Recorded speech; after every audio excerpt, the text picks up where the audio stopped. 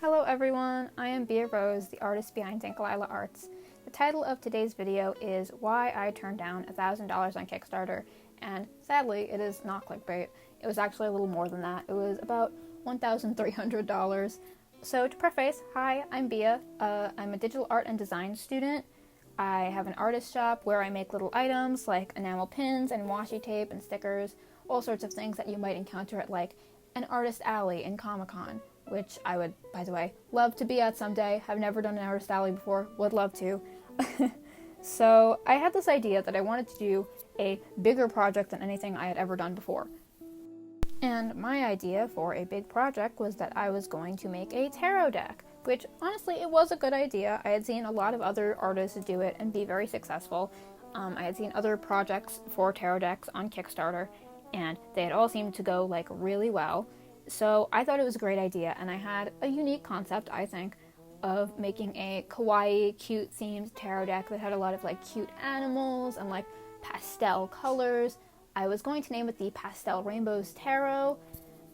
So I was really interested in doing this project, and I had all these ideas for it, and I was very excited at first. I started this project during the summer, and I had like high hopes for this project, so I set the goal somewhat high for me personally at a goal of $1,500, and I charged $35 for each deck. And that was my first mistake, charging $35 for each deck, in my opinion, because it was too low.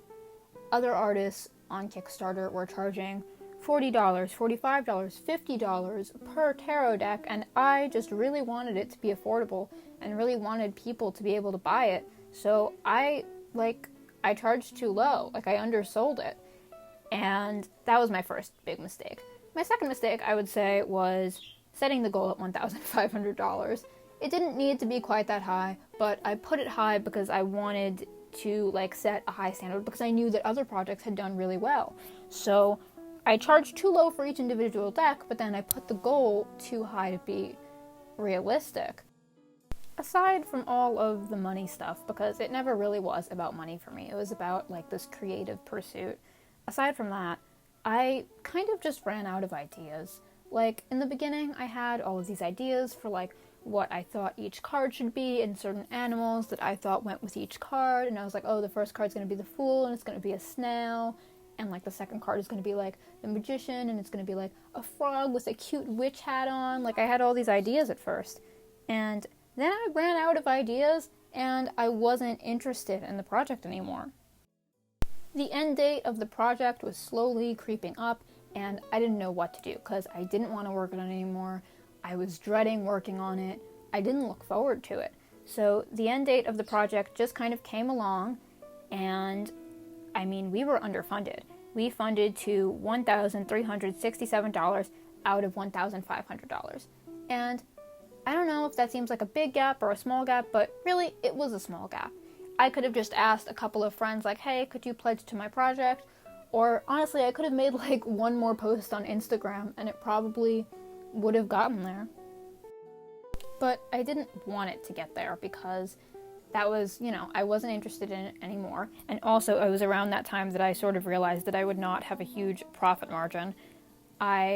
I knew that I would be able to produce the decks for what I set the price at, but I had been so caught up in wanting to just let people have the decks and having them at the low price that I didn't even realize that the cost of production for such a small number of decks was going to be astronomical. It was going to be a huge price. I was going to be hardly making any money per deck. I might be making $5 per deck. So although it looks like I turned down $1,500, really, it was that I wasn't going to be making all that money. I would have made, in total, maybe a couple $100s at best.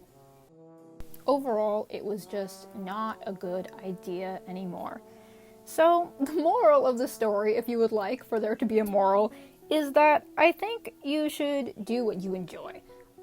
You should think about whether you want to work on small projects or big projects as an artist. I like working on small projects. I thought I wanted to try a big project, and I am happy that I challenged myself and tried to work on a big project, but it wasn't for me. I just like working on smaller art projects. I have to finish every drawing I do in one sitting, or else I'll like come back to it later and like think it looks bad and I won't want to work on it anymore because I don't like it anymore. So yeah, think about what kind of projects you like to work on and what you want the scale of the projects you do to be, or else you will end up like me, turning down $1,000. That's about it, so thank you so much for watching and joining me today. You can find me on Instagram at Tinkalila Draws. You can find my shop right now at tinkalila.com. You can find me on Etsy as Tinkalila. Thank you so much for coming again, and I will see you on the next one, whenever that may be. Bye!